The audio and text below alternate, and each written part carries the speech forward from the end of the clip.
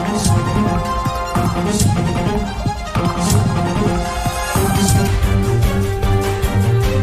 दो खेतड़ी में, और खेतड़ी में जो बसपा जो पार्टी है, बहुजन समाज पार्टी है, उसने अपना उम्मीदवार उतारा है खेतड़ी विधानसभा क्षेत्र से, जिन्होंने आज इन्होंने नॉमिनेशन फॉर्म भी भरा है। लेकिन आज इनसे जानते हैं कि नॉमिनेशन भरने से जो पहले तक का सफर है, जो मनोज जी जो घुमरिया नाम है, ये राजनीति में कैसे जुड़ा, कैसे इनकी जो स्टार्टअप रहा है, कैसे इनकी जो जीवन की वो दिनचर्या थी वो रही थी, क्या इनके ऐसे मोटिवेट रहे थे, क्या इनका ऐसा मकसद रहा था कि जिसके कारण इन्हें राजनीति का जो अखाड़ा है उसमें पांव धरने पड़े। तो सबसे पहले आपका हार्दिक स्वागत है। धन्यवाद। आपके आपको और आपके सभी श्रोताओं को मेरा नमस्कार। जी, तो मनोज जी, सबसे पहले आप हमें, हमारे और दर्शकों को, हमारे चैनल को बताइए कि आपका स्टार्टअप कैसा था। जो अगर हम बात करें तो 10 साल और 20 साल के एवरेज में। मेरी जो पढ़ाई है उसको कंप्लीट करने के बाद मैंने अपना व्यापार शुरू किया और एक व्यापारी के रूप में, एक सफल व्यापारी के रूप में मैं अपना काम कर रहा था। साथ ही साथ समाज सेवा के अंदर काफ़ी वर्षों से लगातार लगा हुआ हूँ। जैसे जो गरीब बच्चे हैं उनको पढ़ाने का कार्य हो गया, गरीब कन्या विवाह हो गया, साथ ही गौ सेवा हो गई, आपके गौशालाओं का निर्माण हो गया, वृक्षारोपण के कार्य हो गए, जो हमारी गवर्नमेंट की स्कूल हैं उनके रख रखाव या पुनः निर्माण की उनकी व्यवस्था करना, साथ में जो हमारे ऐसे होनहार बच्चे हैं जो जो आर्थिक रूप से उनको समस्या है उनको पढ़ने में सहयोग करना और नौकरी रोजगार उन्मुख शिक्षा के लिए जयपुर और दिल्ली जैसे शहरों में तैयारी कराना। साथ साथ हमारे पूरे क्षेत्र के अंदर जब जब इस तरह की कोरोना महामारी के टाइम पर इन पे भी मैं जब बड़ी लेवल के ऊपर मेडिकल के किटों का वितरण करना, ऑक्सीजन सिलेंडरों का वितरण करना, साथ में जो मेडिकल के कैंप हैं उनको भी हर साल हम लोग आयोजन करते हैं। तो ये जो समाज सेवा है ये आज से नहीं, करीबन 18 साल से निरंतर चल रही है। अच्छा, तो समाज सेवा और राजनीति, ये दोनों एक कड़ी बनती हुई जा रही है, तो समाज सेवा के बाद राजनीति में पांव रखना, ऐसा क्या मकसद रहा कि आपको समाज सेवा से उठ के राजनीति में जुट के समाज सेवा करनी पड़ रही है। हमारा जो पूरा क्षेत्र है खेतड़ी का, ये राजनीतिक दृष्टि से जब देखते हैं तो ये पाते हैं कि यहाँ विकास के नाम पे एक तरह से विकास नगण्य है और लोगों को, हमारे पूरे क्षेत्र के अंदर सभी को ये लगता है कि एक नेताओं के द्वारा ठगा गया है। और इसी चीज़ को ध्यान में रखते हुए कि पूरे क्षेत्र में तो सर्व समाज को मान सम्मान मिले और सबको समानता के आधार पर विकास कार्य कराए जाएं, इस भावना के लिए लोगों की, हमारे पूरे खेतड़ी क्षेत्र के जनमानस की आवाज़ है। सब ने अपना आशीर्वाद मुझे दिया, अपना प्रेम मेरे अंदर जताया, उसी के चलते सबका जो सहयोग है उसको आप देख ही रहे हैं निरंतर। और उसी का एक मेन कारण है कि मैं राजनीति में आया हूँ। तो मेरा मेन जो उद्देश्य है वो खेतड़ी क्षेत्र का विकास करना ही है, यहाँ के युवाओं को रोजगार उपलब्ध हो, पूरे क्षेत्र को सभी समाज और जाति बिरादरी और सारे धर्म के लोगों को ये एहसास हो कि सरकार में हमारी साझेदारी है, हमारा एमएलए हमारा खुद का है। अच्छा, तो जो विकास की अगर अपन कहीं ना कहीं बात करें, तो आप खेतड़ी में जो विकास है उसको राजस्थान की तमाम विधानसभाओं में किस लेवल पे देखना चाहते हो, या अभी किस लेवल पे देख रहे हो आप। हमारे क्षेत्र में जैसे कि हम लोग बात करें जो मूलभूत आवश्यकता की जो चीज़ें हैं उनका भी बड़ा मतलब नितांत अभाव है। चिकित्सा के रूप में हमारे यहाँ हॉस्पिटल जो है उसमें सुविधाओं की बहुत बड़ी कमी है और पूरे क्षेत्र में इस चीज़ के लिए जनता में आक्रोश भी है। और साथ ही साथ जो रोडों की स्थिति है वो भी आपसे छुपी हुई नहीं है। पानी की, पेयजल की बहुत बड़ी खेतड़ी के अंदर किल्लत है, पेयजल संकट है पूरी पूरी खेतड़ी के अंदर। हम उपखंड की बात करते हैं तो यहाँ भी करीब करीब सप्ताह में एक दिन दो दिन पानी आता है और पूरे क्षेत्र को पेयजल व्यवस्था की सुदृढ़ व्यवस्था की ज़रूरत है। दूसरा, यहाँ युवाओं के रोजगार के लिए कोई भी ऐसी चीज़ नहीं है, या फिर कोई हम ऐसे बात करें कि रोजगार उन्मुख शिक्षा दे सके ऐसा कोई संस्था नहीं है। मेडिकल कॉलेज या इंजीनियरिंग कॉलेज यहाँ तक कि कोई नर्सिंग कॉलेज की भी व्यवस्था नहीं है। तो पूरे क्षेत्र को हम लोग 200 विधानसभाओं में हम देखते हैं तो खेतड़ी सबसे नीचे ही आता है। और इन चीज़ों को नेता तो कभी मानेंगे नहीं, लेकिन हमारे क्षेत्र का जनमानस जो है वो पूरी तरह से आपको इस चीज़ के लिए बताएगा। और यही एक सबसे बड़ी बात भी है कि सर्व समाज के लोगों में एक उम्मीद की किरण जगी है और उनको विश्वास हुआ है कि अब की बार एक व्यक्ति मेरे रूप में वो देखना चाहते हैं कि जो सभी को साथ लेके खिचड़ी का विकास करे। अच्छा, तो अगर अपन बात करें कि जब से भारत आज़ाद हुआ है करीबन 77-78 साल हो चुके हैं, लेकिन जो अपना हिंदुस्तान जो कॉपर प्लांट था, वो तो एक दृष्टि से देखा जाए तो हिंदुस्तान का उस समय फर्स्ट प्रोजेक्ट था। अगर आज उस प्रोजेक्ट के आधार पे अपन देखें तो खेतड़ी को कहाँ रहना चाहिए था और आज खेतड़ी कहाँ है? बिल्कुल आप सही कह रहे हैं कि हमारे क्षेत्र की, यहाँ तक कि खेतड़ी की जो पहचान है वो हमारा हिंदुस्तान कॉपर प्लांट जो प्रोजेक्ट है उसी की वजह से है। हम इसके लिए कह सकते हैं कि हिंदुस्तान नहीं अपितु पूरे एशिया वर्ल्ड के अंदर एक खेतड़ी की पहचान कॉपर प्रोजेक्ट की वजह से ही थी। और वो एक समय था जब हिंदुस्तान कॉपर स्थानीय लोगों को बड़ी संख्या में, यहाँ तक कि 10 से 12 हज़ार एम्प्लॉयज़ को वो नौकरी देता था। और करीब करीब हर घर में एक हिंदुस्तान कॉपर में नौकर दिख जाता था।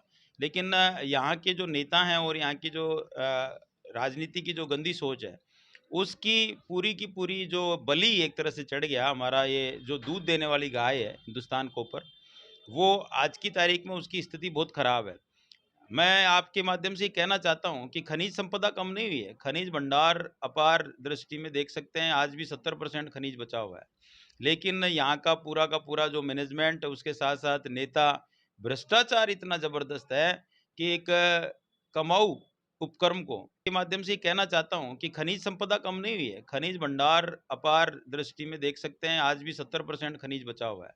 लेकिन यहाँ का पूरा जो मैनेजमेंट, उसके साथ साथ नेता, भ्रष्टाचार इतना जबरदस्त है कि एक कमाऊ उपक्रम को प्राइवेट कर दिया गया। और साथ ही साथ जो प्राइवेट कंपनियां हैं उनके अंदर अगर क्षेत्र का किसी भी बच्चे को नौकरी पाना है तो उसे 1.5 से 2 लाख रुपए, 2.5 लाख रुपए देने पड़ेंगे स्थानीय लोगों को, नेताओं को, हमारे विधायक महोदय को।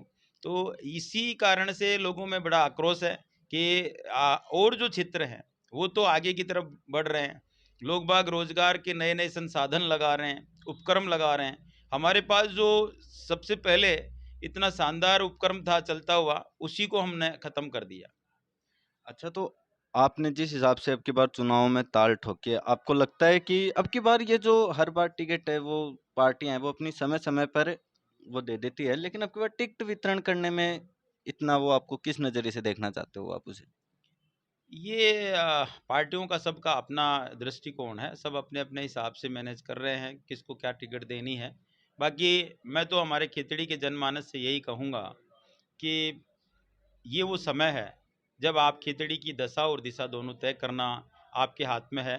कि एक व्यक्ति सिर्फ यही भावना रखता है कि खिचड़ी विकासशील क्षेत्र हो और हर भाई को मान सम्मान मिले, शांति व्यवस्था रहे, हर बहन को हर जगह न्याय मिले, किसी भी बहन के साथ गलत घटना न घटे और कभी भी ऐसा एक गरीब व्यक्ति को ये महसूस ना हो कि मेरी सुनने वाला कोई नहीं है। और इस इन सब चीज़ों के लिए मैं आपको आश्वस्त करना चाहता हूँ।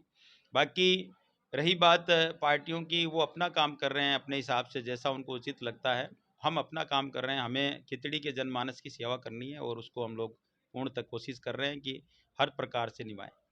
अच्छा, तो जो विधानसभा चुनाव इनमें आपका क्या मुद्दे रहे थे कि जनता आप पे पूर्ण रूप से विश्वास कर सके? क्यों नेता हर 5 साल में चुनाव होते हैं, नेता हर बार चेंज होते रहते हैं, कभी कांग्रेस, कभी बीजेपी, कभी बसपा से तो कभी निर्दलीय।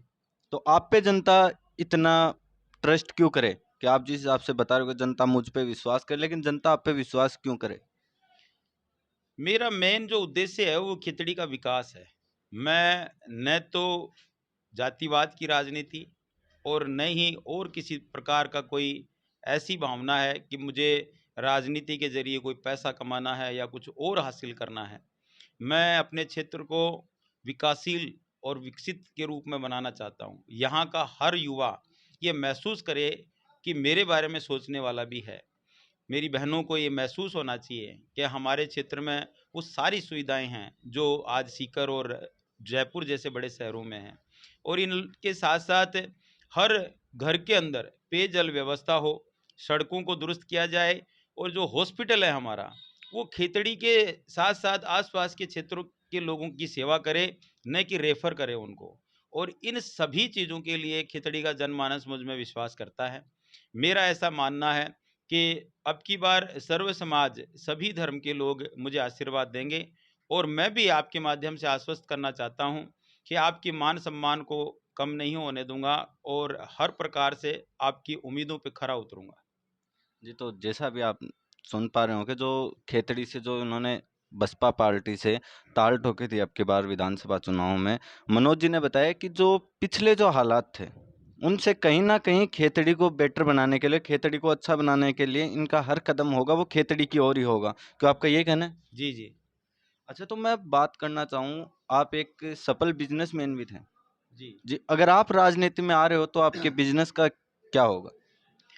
मैंने अपने बिजनेस को हर प्रकार से आत्मनिर्भर बना रखा है, और मेरे जो कर्मचारी हैं आज 20 साल के 25 साल के दौरान, वो सब के सब ईमानदार और अच्छे व्यक्ति हैं, सर्व समाज के लोग हैं। और बिजनेस एक पूरी टीम वर्क होता है और टीम के आधार पे चलता है। तो बिजनेस हर वक्त अच्छी उसमें प्रोग्रेस में है, कोई दिक्कत नहीं है बिजनेस में। अच्छा, मैं एक बात और जानना चाहता हूँ कि आप जब भी रहते हो तो आपके साथ 10 15 20 आप बाउंसर रखते हो, उनका क्या है कि ऐसे या तो ये दिखाते हो आप जनता को कि फिल्मी अंदाज में जैसे आया जाता है उसी प्रकार से आप एंट्री लेते हो, उसका क्या है? इस चीज़ के लिए आप पूरे क्षेत्र के जो थाने हैं और यहाँ की जो स्थिति है उसके बारे में पता लगाओ। यहाँ राजनेताओं ने इस तरह के लोगों को तैयार किया है। जब लोकल आप देखेंगे, पिछले दिनों ही डबल मर्डर कांड हुआ है। आए दिन सिंगाड़ा में इधर गोलियां चलती रहती हैं। यहाँ युवाओं को लोग भटका के और उनके हाथ में तमंचा देते हैं। और मैं समझता हूँ कि आदमी को अपनी सुरक्षा का ध्यान रखना चाहिए, और ये मेरा एक खुद का वो है कि आज हर प्रकार से मैं किसी को डराने या धमकाने का काम नहीं करता। मैं सिर्फ अपनी खुद की सुरक्षा के हिसाब से, और हर आदमी को ये अधिकार भी है।